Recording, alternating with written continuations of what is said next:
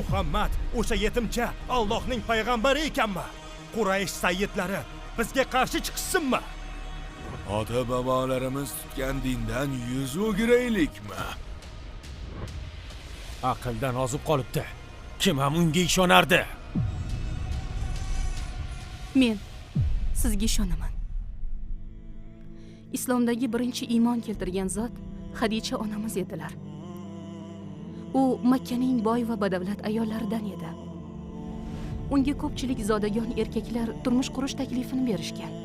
U esa qalbini hech vaqosi yo'q yosh yigitga ochdi. Muhammad al-Amin.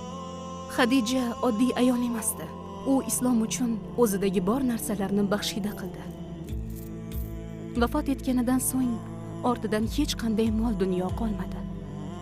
Ammo u uchun jannatning eshiklari doimo ochib qo'yildi. Bir kuni Jabroil alayhissalom payg'ambar oldilariga xushxabar bilan keldi. Xadija kelgach, unga Alloh taolodan salom aytib qo'ying va mendan ham. Va unga jannatdagi durlardan yasalgan qasr xushxabarini bering. U yerda shovqin ham, charchab qolish ham yo'q. Ushbu hikoya payg'ambarning yodida butun umr qolgan ayol haqida. Payg'ambarga birinchi bo'lib iymon keltirgan. Islom uchun bor budini qurbon qilgan. Xadija roziyallohu anha qissalari.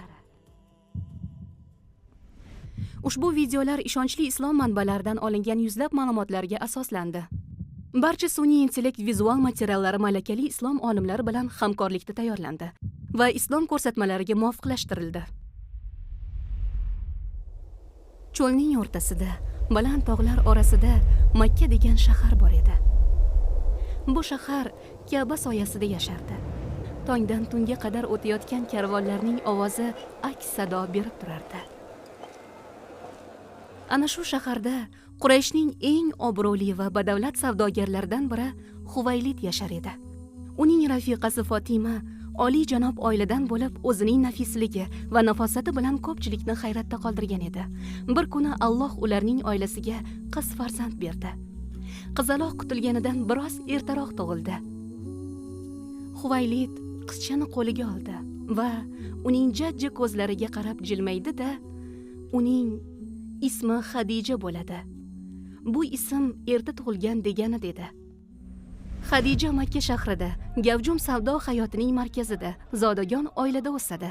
Uning otasi ulkan karvonlar tashkil qilib, uzoq o'lkalarga mol chiqarish bilan shug'ullanardi. Xadija esa yoshlik chog'laridanoq mana shu manzaralarga guvoh bo'lib o'sdi. Vaqt Makkaning yonayotgan qumlari oralab o'tib borardi.